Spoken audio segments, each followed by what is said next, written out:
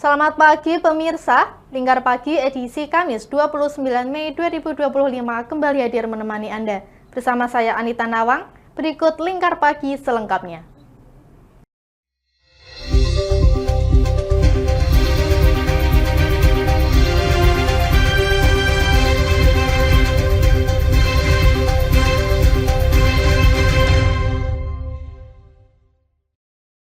Bupati Pati Sudewo mengecek langsung pembiasaan menyanyikan lagu patriotik di sejumlah sekolah.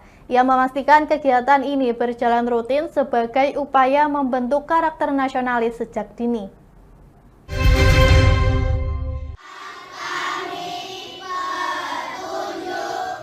Bupati Pati Sudewo meninjau langsung pelaksanaan pembiasaan menyanyikan lagu-lagu patriotik di sejumlah sekolah. Di antaranya, SD Negeri 01 hingga 05 Patilor, SD Negeri Pati Kidul 01, SMP Negeri 1 Pati, SMP Negeri 3 Pati, dan SMP Negeri 4 Pati. Dalam kunjungannya, Bupati masuk ke ruang-ruang kelas, menyapa siswa, memberikan pertanyaan, serta menyampaikan arahan penting untuk rajin belajar, mengurangi penggunaan ponsel, dan menerapkan kata mutiara pendidikan yang telah dipatenkan sebagai hak kekayaan intelektual oleh Menteri Hukum RI. Menurut Sudewo, pembiasaan menyanyikan lagu patriotik ini penting untuk membentuk karakter siswa agar memiliki jiwa nasionalisme, tanggung jawab, dan peduli terhadap kebersihan lingkungan sekolah. Ia juga menegaskan bahwa kegiatan serupa akan terus dilanjutkan di berbagai sekolah di kecamatan lainnya, termasuk pelosok Kabupaten Pati. Lanjutkan di tiap kecamatan. Saya akan keliling datang ke sekolah-sekolah, ke desa-desa, sekolahan SD di desa yang pelosok. Saya pun akan datang. Dan insya Allah nanti tidak ada yang sulit untuk kita datangi karena semua jalan kondisinya baik. Mau datang ke desa mana saja di wilayah Kabupaten Pati itu gampang, lancar karena semua jalan nanti kondisi baik. Ya, saya terima kasih sekali kepada Bapak Ibu guru, terima kasih karo anak-anak belajar nyanyi terus lagu patriot. Insya Allah nanti Kabupaten Pati akan menjadi SDM yang unggul. Salah satu siswa kelas 4 SD Pati Kidul 01, Jovana Nasca Pamungkas, mengaku senang bisa bertemu langsung dengan Bupati Sudewo. Senang sekali sama Pak Bupati, bertemu lagi dengan dia. Senang sekali ada Bupati berkunjung ke sini. Ini kalau setiap hari memang nyanyi lagu kebangsaan ya atau seperti apa? Berapa kali dalam sehari? 2 kali. 2 kali. Biasanya lagu apa aja? Indonesia Raya, Garuda Pancasila, Padamu Negeri, sorak-sorak bendera. Ia juga mengatakan bahwa sekolahnya setiap hari menyanyikan lagu-lagu patriotik seperti Sorak-Sorak Bergembira, Halo Halo Bandung, dan Satu Nusa Satu Bangsa. Dari Pati, Mutia Parasti, Lingkar TV melaporkan. Polresta Pati mengamankan 22 tersangka aksi premanisme yang meresahkan warga. Langkah ini dilakukan dalam rangka memberikan rasa aman dan nyaman kepada masyarakat, sehingga tidak timbul kecemasan atas tindakan premanisme.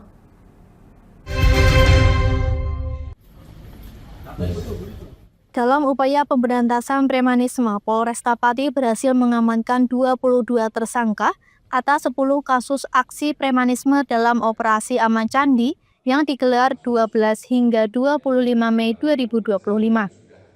Aksi ini terdiri dari 5 kasus pengeroyokan yang melibatkan 13 tersangka dan 9 diantaranya merupakan anak-anak dengan barang bukti berupa 1 baju, 1 unit sepeda motor, dan 2 senjata tajam.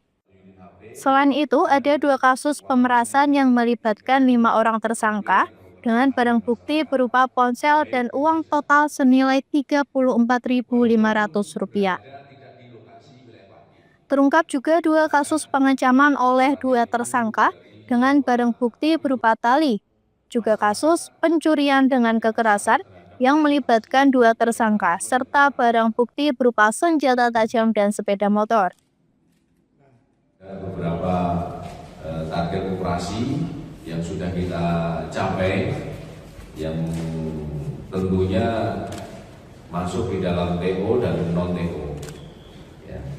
Jadi data dari hasil operasi sampai hari 15 tanggal 22 sampai 25 Mei 2025 ini ada sekitar 10 kasus, ya, 10 kasus dengan jumlah tersangka 22 orang. Rincian daripada 10 kasus ini, ya, yang pertama adalah kasus pengeroyokan. Ini premanisme, kekerasan terhadap kelompok. Ini ada 4 kasus yang masuk dalam TO dan non TO 1. Jadi totalnya ada 5 kasus.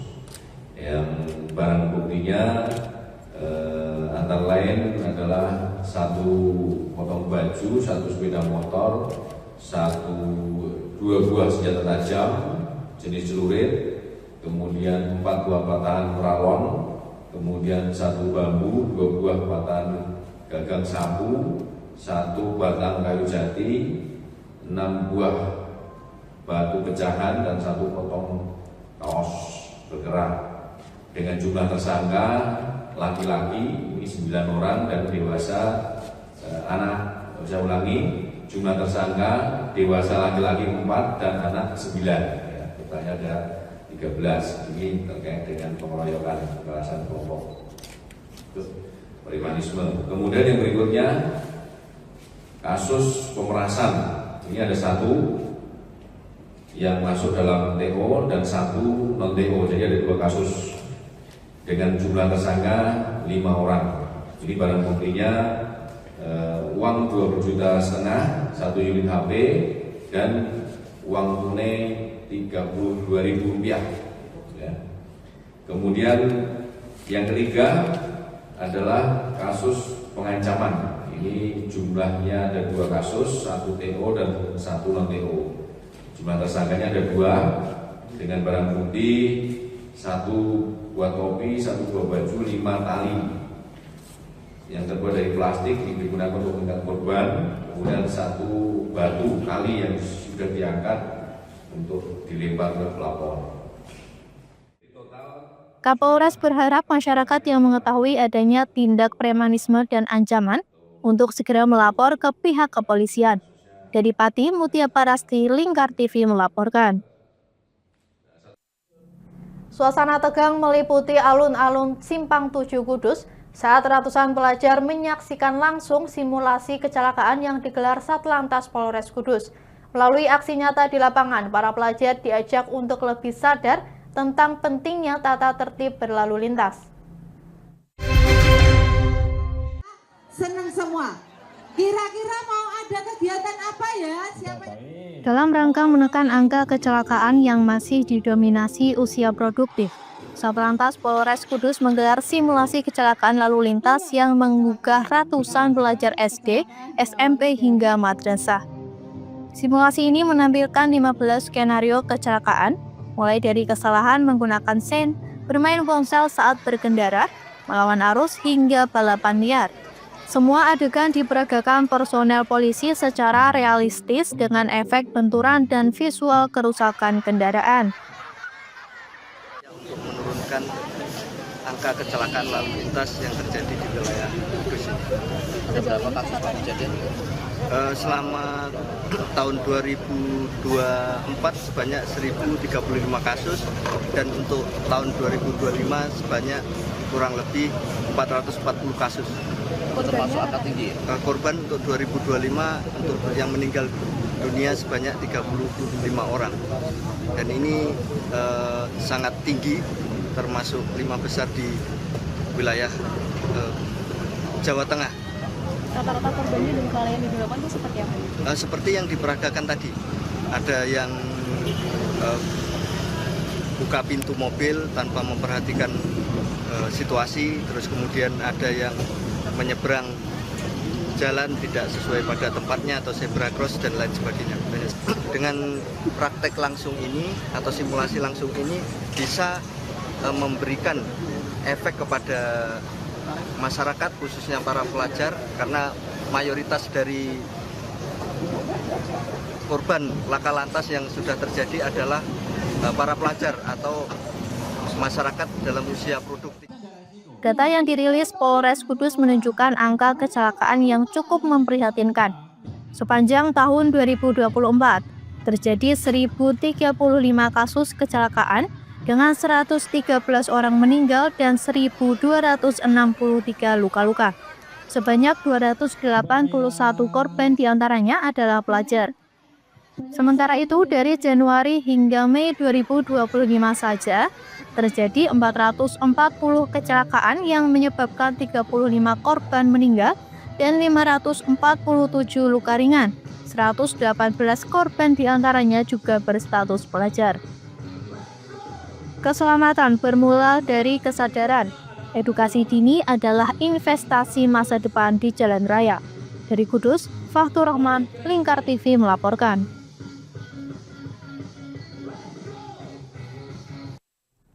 Bupati Rembang Harno melakukan kunjungan ke warung Kelom Rico di Desa Sumberjo dengan disambut hangat oleh warga dan pelanggan setia warung tersebut. Dalam kesempatan ini, Bupati Harno mencicipi kuliner khas Rembang Kelom Rico sambil berdialog akrab dengan pemilik warung yaitu Yayu dan warga setempat.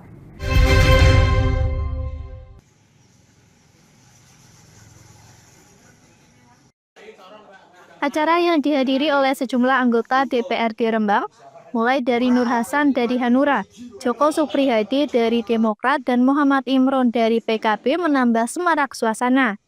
Sambil duduk di bangku panjang kayu, Bupati Harno menikmati seporsi kelom rico berisi ikan manyung yang disajikan dengan kuah kuning yang kaya akan rempah dan cita rasa pedas. Bupati Harno menegaskan pentingnya mendukung kuliner lokal sebagai bagian dari strategi pengembangan pariwisata dan ekonomi kreatif Rembang, seperti Kelom Rico, yang tidak hanya menjadi kebanggaan masyarakat Rembang, tetapi juga potensi besar untuk menarik wisatawan luar daerah.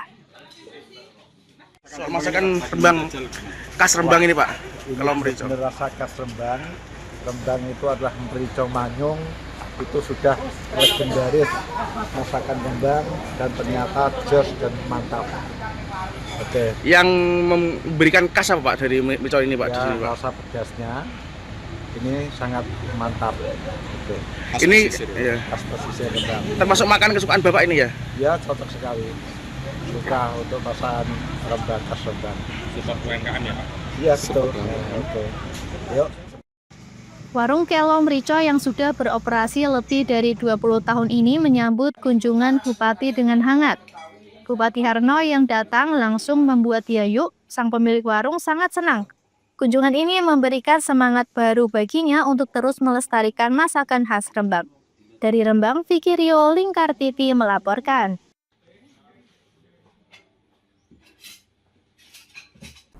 Pemirsa, kami akan kembali lagi usai jeda berikut ini. Tetaplah bersama kami.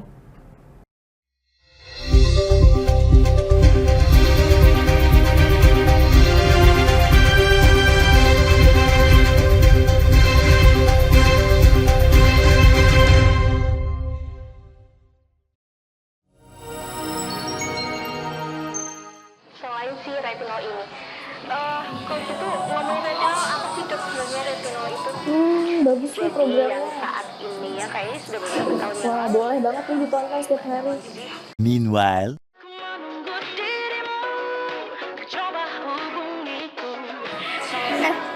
Kamu lagi nonton apa sih dari tadi kok apem-apem mulu? Ini loh lagi nonton program Cantik Sehat di Lingkar TV. Bagus banget nih programnya. Oh, ada ya program kayak gitu? Ada loh di programnya di Lingkar TV. Kamu udah tahu kan Lingkar TV? Belum. Kan belum tahu Lingkar TV. Lingkar TV itu TV digital streaming online yang sudah mengantongi izin PSE dari Kominfo dan bisa diakses di HP kalian mestinya. Oh iya? Iya, bagus loh. Coba di-download sekarang. Bentar deh, aku tak coba download dulu. Iya. Selain program Cantik Sehat, Kalian juga bisa menonton program lainnya di Lingkar TV dan bisa ditonton kapanpun dan dimanapun kalian berada loh. Gimana, udah bisa? Udah nih, punyaku udah bisa. Punyaku juga udah nih. Wah ya, bagus dong kalau udah download semuanya. Tunggu apa lagi? Sekarang giliran kamu download aplikasi Lingkar TV di Play Store.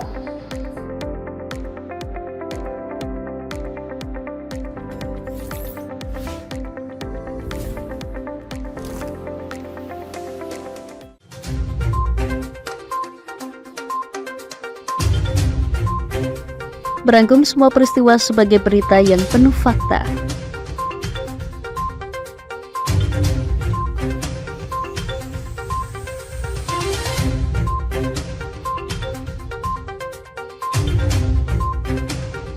Saksikan Jateng hari ini setiap Senin hingga Sabtu hanya di Lingkar TV.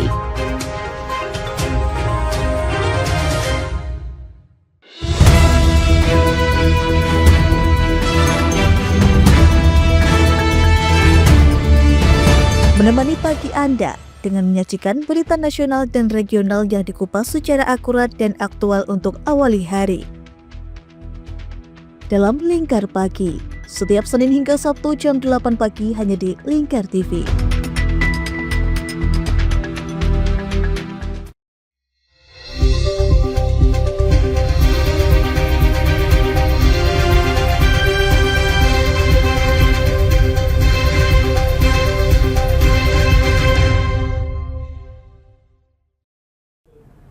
Tiga oknum wartawan diamankan aparat kepolisian Polres Blora lantaran diduga melakukan pemerasan terhadap salah seorang anggota TNI. Modus pelaku yakni membuat berita bohong untuk mengancam agar korban mau menyerahkan sejumlah uang.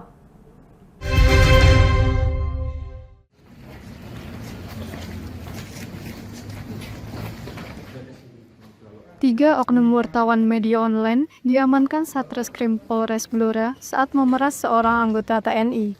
Ketiganya diamankan di sebuah rumah makan usai dijebak korbannya. Ketiga pelaku masing-masing, JS, FAP, dan seorang perempuan berinisial S. Kapolres Blora AKBP Wawan Andi Susanto mengatakan modus para pelaku yakni membuat berita bohong di media online yang menyudutkan korban. Pelaku lalu mengancam korban dengan meminta uang sebesar 10 juta rupiah. Pelaku akan menyebarluaskan berita tersebut jika korban tidak memberikan uang tersebut. Tanggal 22 Mei 2025 sekira pukul 11.26 WIB saat pelapor mendapatkan pesan WhatsApp dari nomor sekian-sekian yang bernama saudara JS yang mengirimkan link berita setelah pelapor membuka link berita yang telah diupload melalui media portal Indonesia. Karena pelapor merasa bahwa berita dalam link tersebut tidak benar, sehingga pelapor merasa bahwa nama baiknya telah dicemarkan atas tuduhan dari berita tersebut. Selanjutnya, pelapor meminta tolong kepada saksi satu untuk menghubungi nomor WhatsApp tersebut dan atas nama saudara JS untuk mengajak orang tersebut bertemu di Blora dan menanyakan maksud dan tujuan mengupload berita tersebut ke publik. Karena pada saat saksi satu menghubungi nomor WhatsApp sekian-sekian saudara JS. Dari tangan pelaku, polisi menyita sejumlah ID card dari berbagai media online. Ketiga pelaku terancam hukuman maksimal 9 tahun penjara. Dari Blora, Hanafi Lingkar TV melaporkan. Musim pancaroba yang melanda wilayah Kabupaten Grobogan saat ini memicu peningkatan kasus penyakit menular pada masyarakat. Untuk mengatasi hal tersebut, Kepala Dinas Kesehatan Grobogan mengimbau warga agar selalu menjaga kesehatan dan kebersihan lingkungan.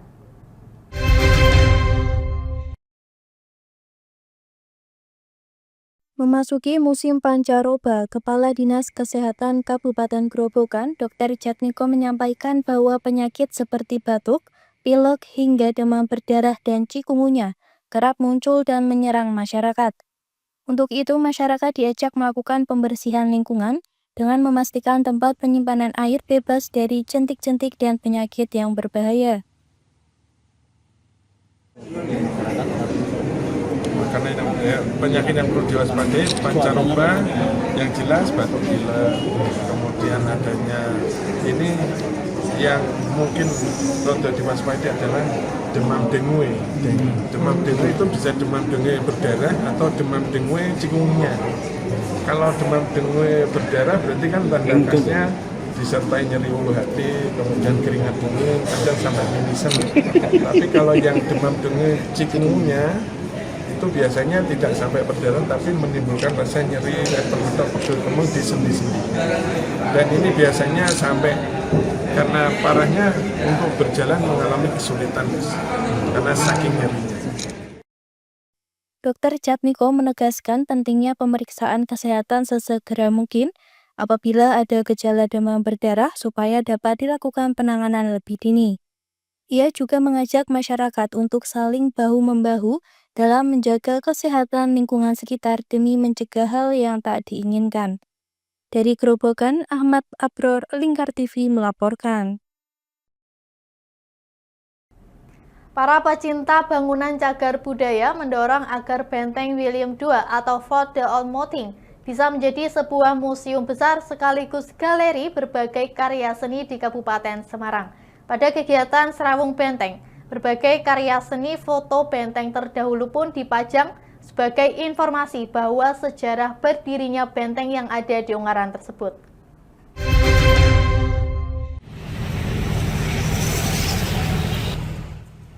Sanggar Tari Kertapati bersama beberapa pihak pegiat kebudayaan, khususnya bangunan cagar budaya dari berbagai wilayah, mendorong Benteng William II yang ada di Ungaran dijadikan museum atau galeri khusus di Kabupaten Semarang pada kegiatan Serawung Benteng.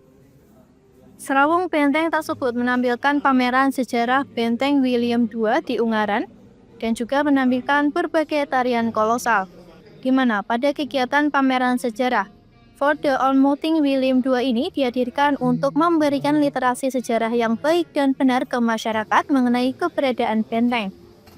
4 kurator pemeran Serawung Benteng juga mendorong Pemkab Semarang untuk menjadikan Benteng William II Ungaran ini menjadi sebuah mini museum untuk menarik masyarakat agar mau belajar lebih dalam sejarah besar yang terjadi di benteng yang dibangun di tahun 1780-an itu dan sejarah Kabupaten Semarang. Acara yang dilakukan atau diinisiasi oleh Sanggar Tari Kertapati dari Ungaran, dan salah satu acaranya adalah pameran sejarah Benteng Ungaran. Jadi kita sekarang menyebutnya Benteng Olmoting William II Ungaran. Jadi yang melatar belakangi adanya pameran ini adalah salah satunya adalah mencoba untuk memberikan literasi yang baik dan benar yang sesuai dengan fakta mengenai keberadaan benteng, termasuk juga beberapa kisah-kisah yang terjadi yang pernah dialami oleh benteng ini gitu. Karena beberapa kisah yang terdapat di sosial media atau di dunia maya banyak yang mungkin hanya berupa data tapi tanpa penelusuran yang lebih detail. Kalau di banyak narasi yang di dunia maya mengatakan bahwa Diponegoro itu berada di benteng ini selama 4 hari. Ternyata berdasarkan dengan buku yang ada, buku primer di tahun 1851 itu, dia hanya kurang lebih sekitar 12 jam di sini. Jadi perjalanan dari mulai Magelang sampai ke Semarang, dia singgah di Ungaran sampai maghrib. Kemudian perjalanan dilanjutkan lagi jam 9 pagi menuju ke Semarang. Menjadi tempatnya 2 negara besar bertemu di sini gitu. Dan menyerahnya Prancis Belanda itu ke Inggris bukan di Semarang, bukan di Batak, justru di Ungaran. Itu kan suatu yang mungkin kita harus memberikan informasi itu khususnya kepada masyarakat Ungaran ya, harusnya dia bisa berbangga hati bahwa dulu itu pernah terjadi suatu peristiwa besar yang terjadi di kota ini. Sementara ini, ya ini akan jadi suatu yang menarik dan lebih kuat gitu daripada kita harus berdiri sendiri dengan komunitas berdiri sendiri kan agak sedikit repotan ya, dengan menjaring pemerintah dan juga ya bukannya sekarang adalah menyadarkan pemerintah juga gitu ya dengan pentingnya budaya ini ya kita kan mau nggak mau kita bisa salah satu cara dari kita bersinergi. Acara seperti ini bagus menurut saya, sangat bagus karena membantu melestarikan heritage atau histori dari daerah Kabupaten Semarang ini. Jadi kalau misalkan ada pameran, kita jadi tambah wawasan. Oh ternyata misalkan kayak benda-benda di sini itu benda yang dulu digunakan di zaman abad ke-16 di Indonesia. Ia juga berharap ada peran pemerintah yang lebih dalam sekaligus bersinergitas dengan komunitas pegiat kebudayaan untuk menjadikan For the Unmuting menjadi sebuah museum agar semakin dikenal luas dan semakin banyak warga yang paham mengenai sejarah di Kabupaten Semarang. Dari Kabupaten Semarang, Hesti Imaniar, Lingkar TV melaporkan. Dulu berprofesi sebagai buruh pabrik ikan, ibu rumah tangga ini banting setir menjadi pengusaha pizza rumahan. Omset yang dihasilkan pun mencapai belasan juta per bulan. Kini usahanya semakin ramai dan dikenal luas.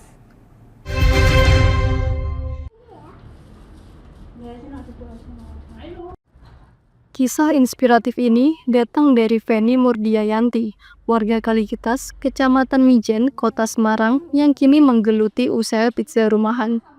Mantan buruh pabrik ikan selama 7 tahun ini belajar membuat pizza dari media sosial dan temanya selama 1 tahun. Sebelum berani menjual ke pasaran, Feni membagikan ke tetangga sekitar untuk mengetes rasa dari pizza buatannya. Setelah dirasa cocok, kini dia bisa menjual 15-20 pizza setiap harinya dengan omset harian sekitar 500.000 hingga 900.000. Dengan usahanya ini, dia bisa memperkerjakan tetangganya sebagai kurir pengantar pizza ke konsumen. Feni memasarkan pizzanya melalui sosial media. Namun, karena keterbatasan alat produksi, dia tidak bisa menerima pesanan dalam jumlah besar. Saya pernah bekerja di pabrik ikan. Setelah itu saya resign. Dulu saya bekerja selama 7 tahun dan saya resign. Setelah itu saya mencoba-coba bikin pizza sampai bisa menemukan resep yang pas selama 1 tahun. Saya mulai bikin pizza itu awalnya modal saya itu cuma modal nekat, modal berani karena nggak punya uang yang cukup. Pokoknya saya coba-coba, setiap saya dikasih uang sama suami saya ambil berapa gitu, saya kumpulin buat beli bahan, beli alat-alat buat belajar bikin pizza. Tapi saya bikin pizza ini nggak langsung jadi dan menemukan resep yang pas. Itu banyak yang gagal juga, pernah buang tepung 1 kilo, buang adonan pizza sampai 3 loyang, 4 loyang juga pernah awal-awal kita buka itu. Setelah itu kita bikin terus sampai biar dan itu kita bikin pizza itu belajar sampai jam 12 malam. Padahal waktu itu anak saya masih umur berapa ya, sekitar 7 bulan. Saya itu baru belajar gitu, bikin terus sampai bisa berhasil. Dan akhirnya saya tak suruh coba tetangga sebelah rumah saya, itu yang sering saya suruh nyoba sama orang tua saya, sama saudara-saudara saya. Dan saya tanyakan, pizzanya rasanya gimana? Enak apa enggak? Enak kok mbak. Kalau kita jualan gimana ya? Ya nggak apa-apa, kamu tak tawarin, mau nggak jadi kurir saya? Mau mbak, mau. Akhirnya kayak gitu. Ini untuk omsetnya sendiri sampai berapa mbak? Sekitar 15 juta mas, paling tinggi. Kalau hari-hariannya? Hariannya rata-rata tuh 500 sampai 800. Setelah sukses beradaptasi berhenti jadi buruh pabrik dan membuka usaha pizza rumahan, ke depan ia ingin mengembangkan usahanya dengan mendirikan kedai pizza dengan menambah alat produksi, sehingga bisa menerima pesanan dalam jumlah besar untuk meningkatkan penjualannya dan membuka lapangan pekerjaan untuk orang lain. Dari Kota Semarang, Syahril Muat, Lingkar TV melaporkan. Pemirsa, kami akan kembali lagi usai jeda berikut ini. Tetaplah bersama kami.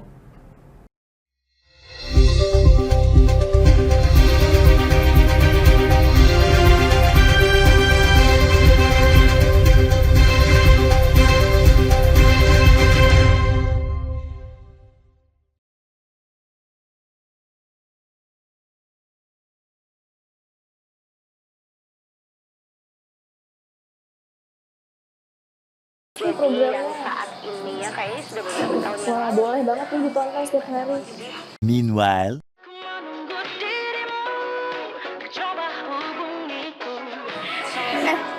Kamu lagi nonton apa sih dari tadi kok apem-apem mulu? Ini loh lagi nonton program Cantik Sehat di Lingkar TV. Bagus banget nih programnya. Oh, ada ya program kayak gitu? Ada loh di programnya di Lingkar TV. Kau udah tahu kan Lingkar TV? Belum. Kan belum tahu Lingkar TV.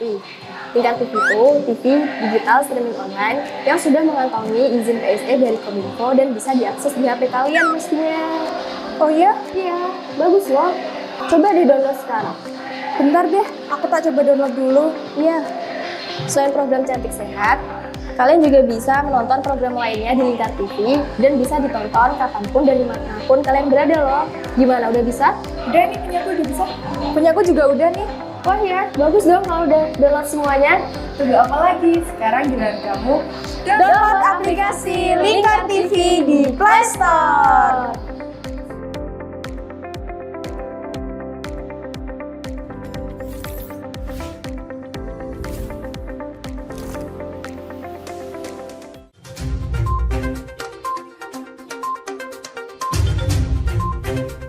Merangkum semua peristiwa sebagai berita yang penuh fakta.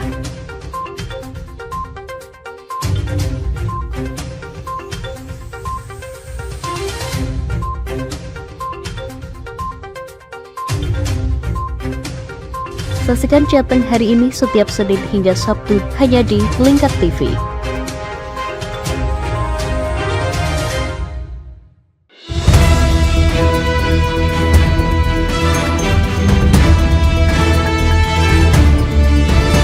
Menemani pagi Anda dengan menyajikan berita nasional dan regional yang dikupas secara akurat dan aktual untuk awali hari. Dalam Lingkar Pagi, setiap Senin hingga Sabtu jam 8 pagi hanya di Lingkar TV.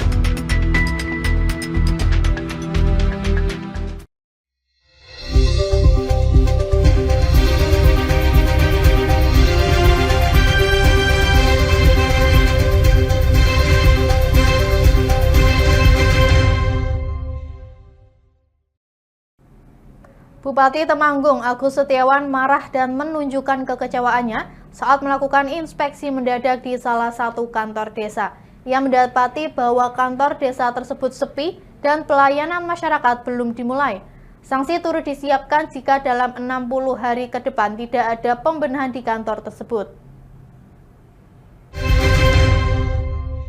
Kekecewaan ditunjukkan oleh Bupati Temanggung Agus Setiawan saat melakukan inspeksi mendadak di kantor desa Bendungan Kecamatan Tretep pada Rabu pekan lalu. Bupati yang akrab disapa Agus Gondrong ini mendapati kantor desa masih sepi dan pelayanan kepada warga belum berjalan. Dalam video yang sempat viral di media sosial, Agus Gondrong memarahi kepala desa yang datang ke lokasi setelah seorang perangkat desa memberitahu perihal kedatangan Bupati. Ditemui Rabu 28 Mei, Bupati Agus Setiawan mengingatkan seluruh jajaran di kantor desa untuk bertanggung jawab dan berkewajiban melayani masyarakat. Ia menegaskan sudah menyiapkan sanksi bila perangkat desa Bendungan tidak berbenah dalam 60 hari. Ya, kita kan masih memberikan kesempatan sampai dengan sekitar 60 hari untuk berbenah. Setelah 60 hari ternyata nanti tidak ada progres yang positif, ya kami pemerintah Kabupaten Temanggung sesuai regulasi yang ada akan melakukan langkah lanjut untuk atau untuk memberikan punishment itu. Tapi tentunya ini sesuai dengan regulasi yang ada. Agus Setiawan berharap seluruh perangkat desa di wilayah Kabupaten Temanggung dapat mengambil hikmat dari kejadian tersebut, sehingga tumbuh rasa tanggung jawab untuk hadir tepat waktu, serta sigap saat melayani masyarakat. Memperingati kenaikan Yesus Kristus dan Idul Adha, mobilitas masyarakat diperkirakan akan melonjak saat libur panjang. Untuk mengakomodir peningkatan jumlah penumpang, PT KAI mengoperasikan tambahan kereta api dan gerbong ekonomi pada sejumlah kereta, termasuk di Daop 7 Madiun, Jawa Timur. Menyambut lonjakan jumlah penumpang saat libur panjang, memperingati kenaikan Yesus Kristus dan Hari Raya Idul Adha, PT Kereta Api Indonesia (KAI) mengoperasikan kereta tambahan dan gerbong tambahan yang melintas di daerah operasi atau Daop 7 Madiun. Untuk kereta tambahan terdapat kereta api Gajayana tambahan relasi Malang Gambir yang beroperasi pada 28 Mei hingga 2 Juni dan dilanjutkan pada tanggal 5 hingga 10 Juni. Kereta api tambahan ini berkapasitas 350 penumpang. Pada periode yang sama, juga terdapat tambahan gerbong kelas ekonomi berkapasitas 80 penumpang yang dirangkaikan dengan kereta api Singasari dan kereta api Bangunkarta. Humas PT KAI Daop 7 Madiun Makin Zainul pada Rabu 28 Mei mengatakan, pengoperasian kereta api dan gerbong tambahan ini dilakukan untuk mengakomodir prediksi lonjakan penumpang, sehingga mobilitas masyarakat saat libur panjang tetap berjalan dengan nyaman dan aman. Ada penambahan perjalanan kereta api yang melintas di wilayah Daop 7 Madiun, yaitu kereta api Gajayana tambahan relasinya Malang Jakarta PP yang melalui beberapa stasiun di wilayah Daop 7 mulai dari Blitar, Tulungagung, Kediri, Kertosono, Nganjuk hingga Madiun. Sedangkan untuk mengakomodir animo yang cukup tinggi, ada penambahan stang formasi, penambahan kereta. Dalam kondisi normal, 2 rangkaian kereta api yang mendapatkan tambahan gerbong beroperasi dengan 5 gerbong K1 atau gerbong eksekutif dan 3 gerbong K3 atau gerbong ekonomi. Sumber daya manusia unggul di bidang digital akan lahir dari Jawa Timur lewat kehadiran King's College London di Malang. Kampus ini merupakan hasil kemitraan strategis antara Indonesia dan Inggris di bidang pendidikan.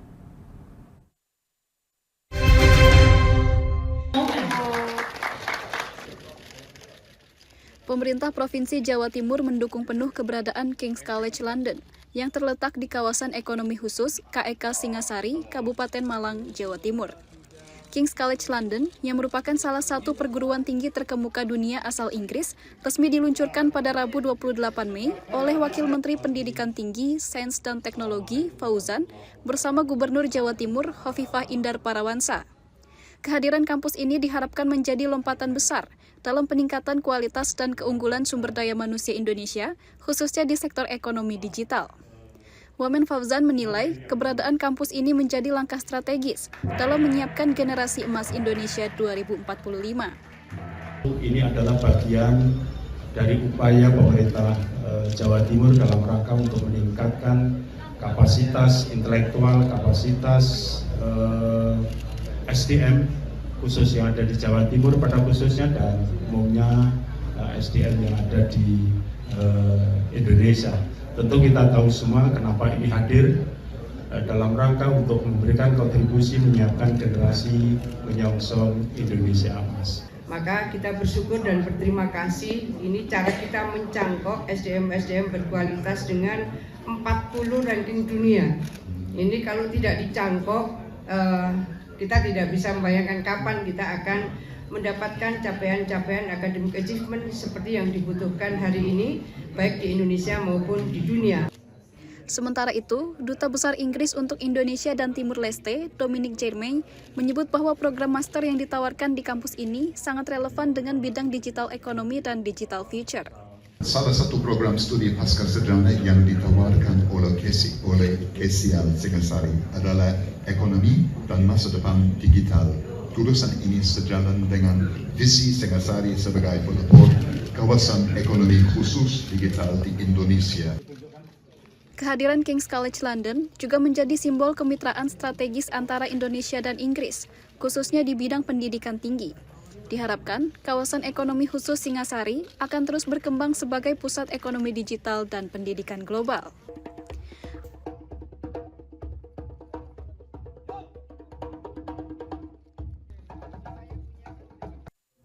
Pemerintah Aceh memberikan potongan atau insentif pajak kendaraan bermotor sebesar 50% kepada penyandang disabilitas. Wakil Gubernur Aceh, Fatullah, menyebut sebagian besar dari mereka memiliki kendaraan pribadi. Insentif pajak yang diberikan dinilai akan sangat membantu karena beban yang dikeluarkan untuk membayar pajak dapat dialihkan untuk kebutuhan produktif lain.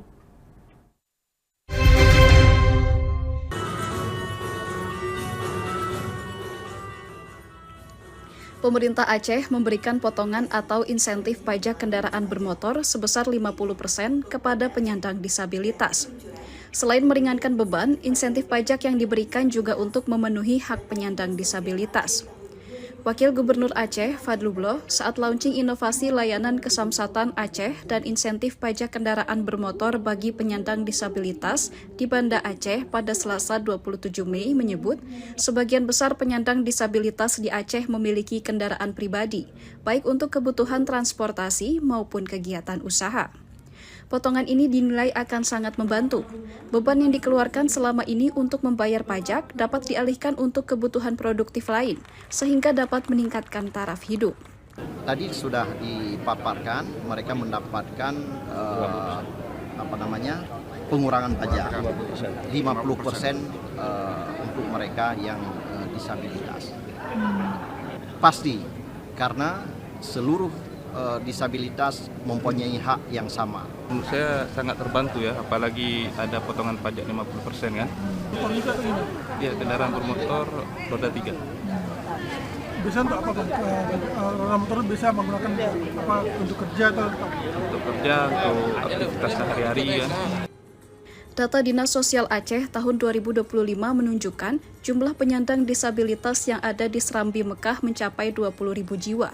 Terdiri dari penyandang daksa, intelektual, mental, sensorik, hingga ganda.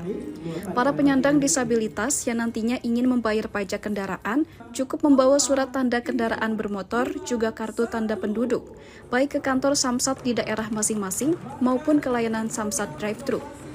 Potongan pajak akan dilakukan secara otomatis.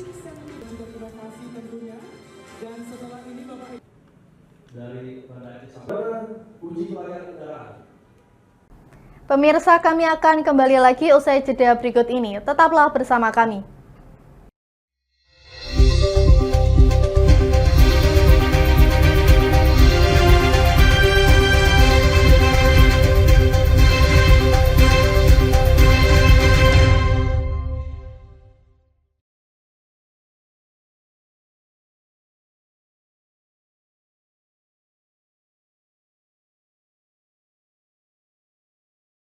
Program saat ini ya kayaknya sudah beberapa tahun yang wah, boleh banget nih ditonton setiap hari. Meanwhile,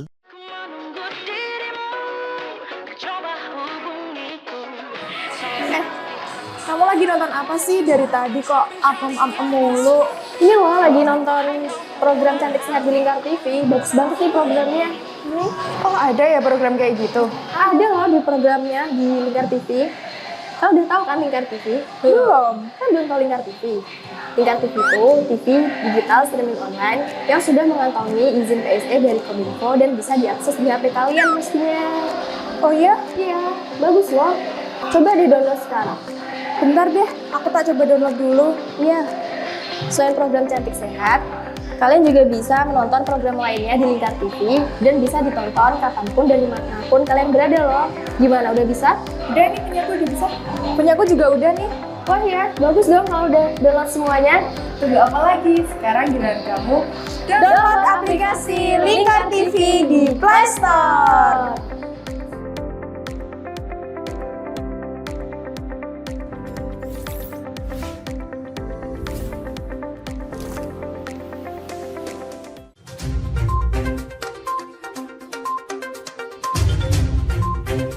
Merangkum semua peristiwa sebagai berita yang penuh fakta.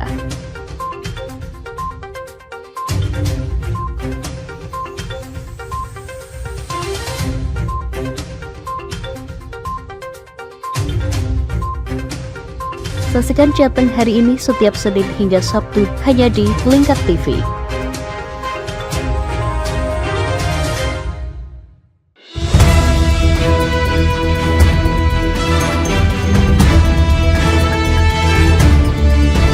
Menemani pagi Anda dengan menyajikan berita nasional dan regional yang dikupas secara akurat dan aktual untuk awali hari. Dalam Lingkar Pagi, setiap Senin hingga Sabtu jam 8 pagi hanya di Lingkar TV.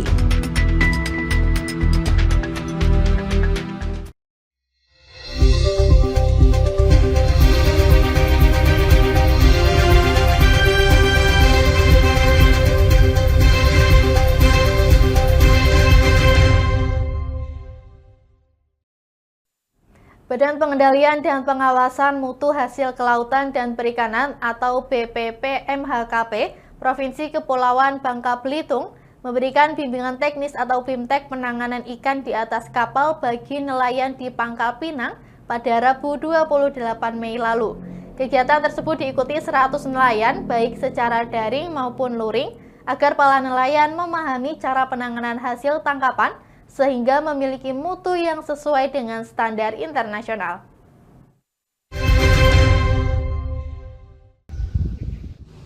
Badan Pengendalian dan Pengawasan Mutu Hasil Kelautan dan Perikanan (BPP MHKP) Provinsi Kepulauan Bangka Belitung memberikan bimbingan teknis penanganan ikan di atas kapal kepada 100 orang nelayan di Pangkal Pinang.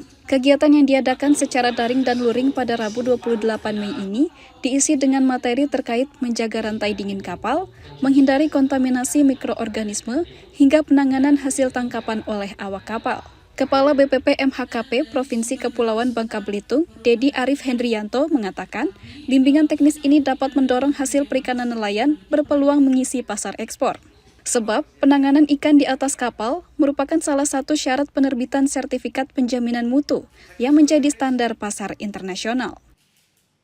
Ya, penjaminan mutu sekarang merupakan persyaratan internasional, jadi kita ingin penjaminan mutu sebagai kebutuhan, bukan hanya kewajiban saja. Jadi banyak sekali permasalahan-permasalahan yang kita hadapi terkait dengan bargaining position dengan negara tujuan, bahkan ada penolakan dan penahanan komoditi ikan kita karena tidak tertelusur, tidak dijamin mutunya.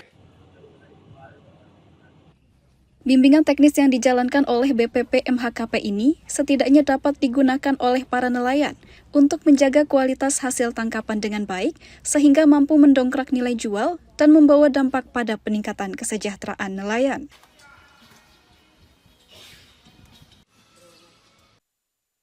Menteri Pertahanan Syafri Samsudin dan Menteri Luar Negeri Sugiono menyambut kedatangan Presiden Prancis Emmanuel Macron di Pangkalan Udara Halim Perdana Kusuma, Jakarta. Menhan menyebut kedatangan Macron merupakan bentuk komitmen kedua negara untuk memperkuat kerjasama, salah satunya di bidang pertahanan.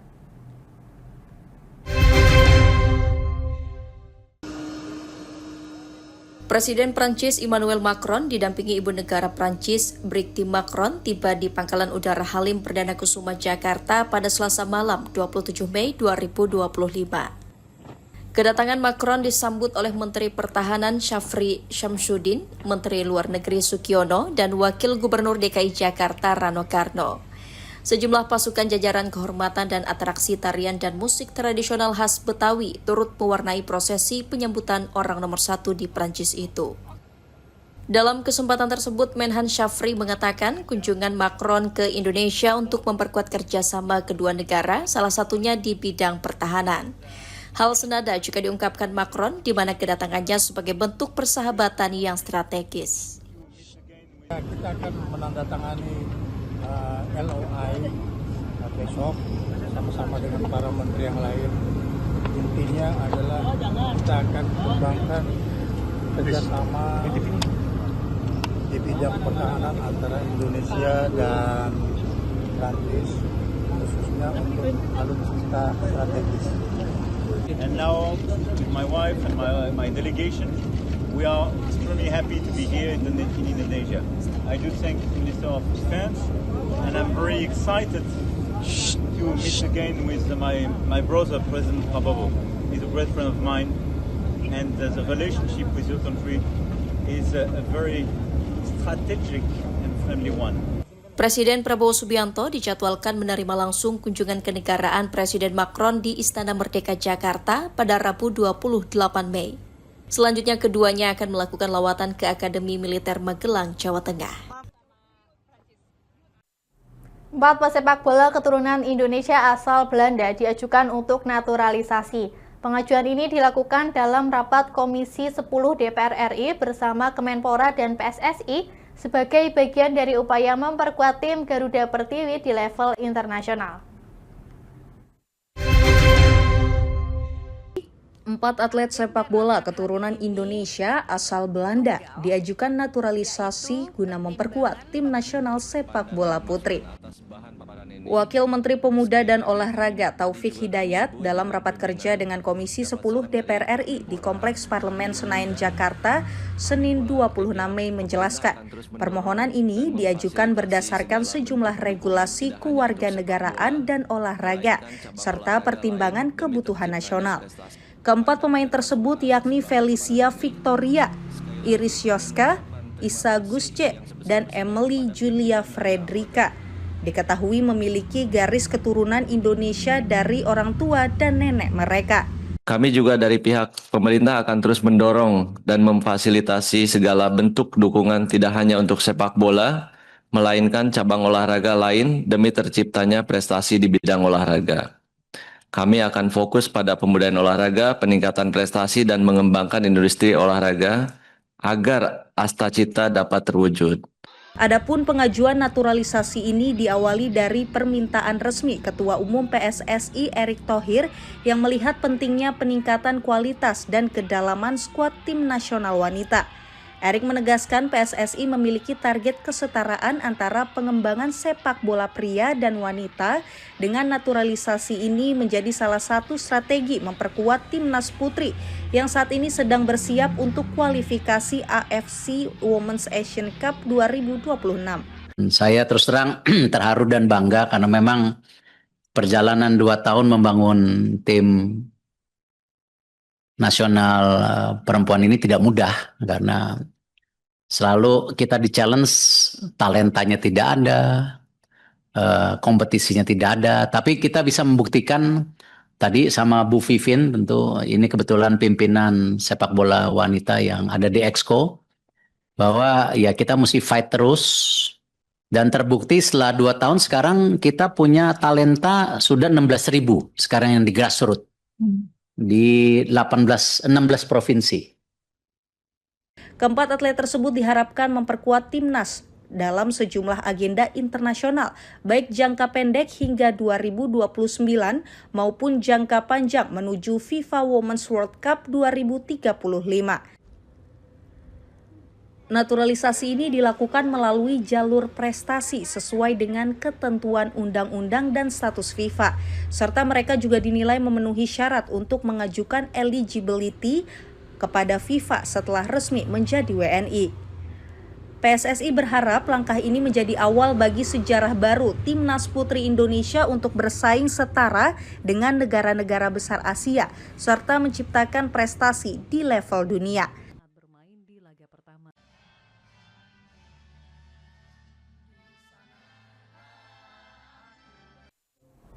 8 syarikah penyedia layanan jamaah haji Indonesia saling berlomba memberikan layanan terbaik menjelang puncak haji di Arafah, Musdalifah, dan Mina atau Armuzna.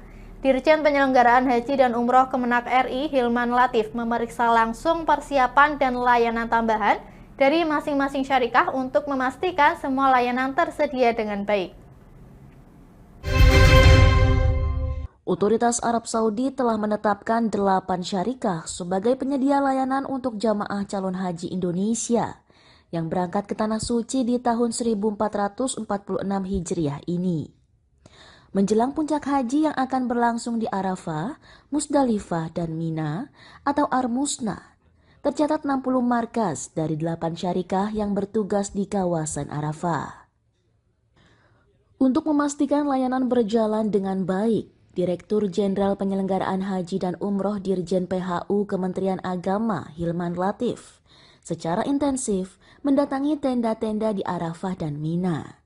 Ia memastikan seluruh layanan disediakan dengan baik oleh syarikah, seperti tenda yang sudah berisi kasur, bantal, selimut, air minum, dan pendingin ruangan, serta ketersediaan sanitasi, ruang-ruang terbuka yang dilengkapi kursi-kursi plastik, dan modifikasi ruang hijau dengan rumput-rumput sintetis. Saya meminta mereka silakan untuk bisa memberikan layanan tambahan. Intinya adalah bagaimana membuat jamaah lebih nyaman berada di lokasi ini. Kita tahu Arafah Mina itu panas sekali, ya, dan kita ingin juga membuat suasana sightseeingnya, ya, lingkungannya ya warna-warna hijau yang memang lebih banyak artificial, tetapi itu juga sudah membantu memberikan kenyamanan lah. Masing-masing syarikah seolah berlomba untuk mempercantik kawasan yang menjadi wewenangnya, agar jamaah Indonesia lebih mudah mengenali lokasi yang diperuntukkan bagi mereka. Seperti membuat gapura dengan tulisan yang mudah dikenali. Syarikah juga diberikan kebebasan untuk menghadirkan suasana teduh dan hijau, seperti kanopi bambu untuk menghalau panas pada tenda-tenda jamaah yang ada di Mina. Area untuk jamaah Indonesia ini juga dilengkapi dengan kursi-kursi dari kayu jati serta tanaman hias yang membuat suasana menjadi cantik dan lebih teduh.